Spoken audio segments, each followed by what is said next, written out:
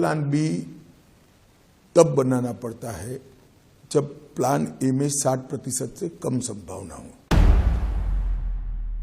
जब तक भाजपा का एक भी सांसद है इस देश में से SC, ST, OBC के रिजर्वेशन को कोई हाथ नहीं लगा सकता। इस देश को अब कभी भी इस देश का विभाजन नहीं हो सकता। अंत में पूछूंगी मैं आपसे, आपको पॉलिटिकल चाणक्य कहते हैं, तो मैंने जब पहले आप जो मैं हूं नहीं।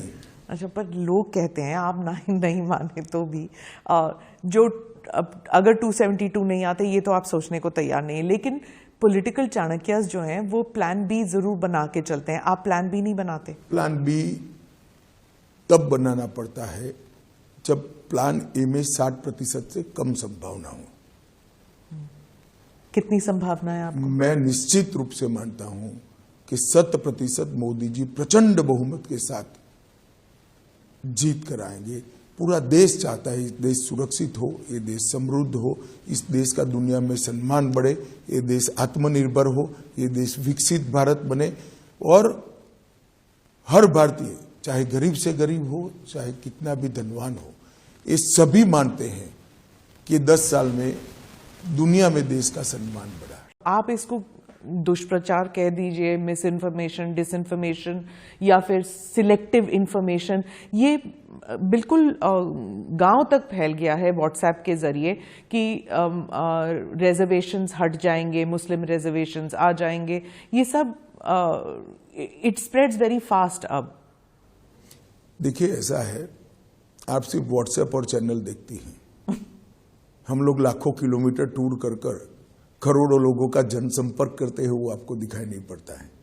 बड़ी दुर्भाग्य की बात है। हमने इस बात को पूरी तरह से मजबूती के साथ स्पष्ट किया है।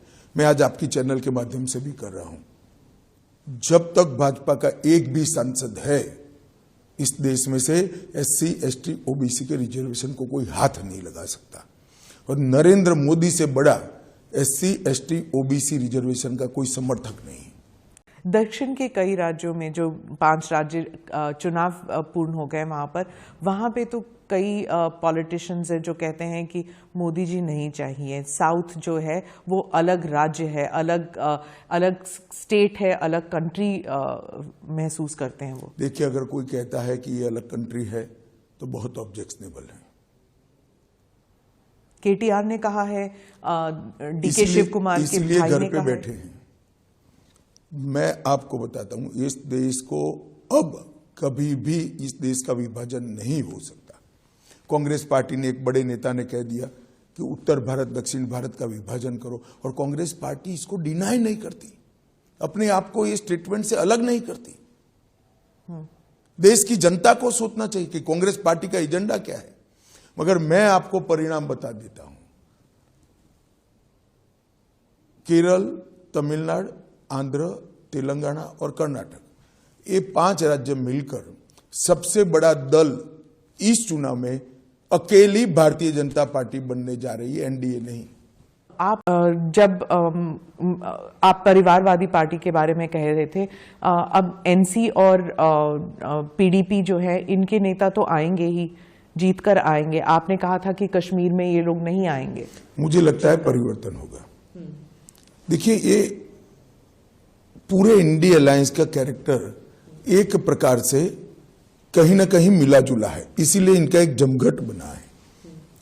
सारी पार्टियां परिवारवादी हैं, सारी पार्टियां कहती है हम 370 वापस लाएंगे, सारी पार्टियां कहती है कि हम ट्रिपल तलाक चाहते हैं, सारी पार्टियां कहती है कि हम UCC का विरोध करेंगे, सारी पार्टियां CAA का विरोध करती, और सारी पार्टियां भ्रष्टाचार में आकंठ डूबी हुई है। तो इंडिया अलायंस का एक कल्चर कॉमन है। ये सारी चीजें ब्रैकेट के बाहर और ब्रैकेट में सारी पार्टियां हैं।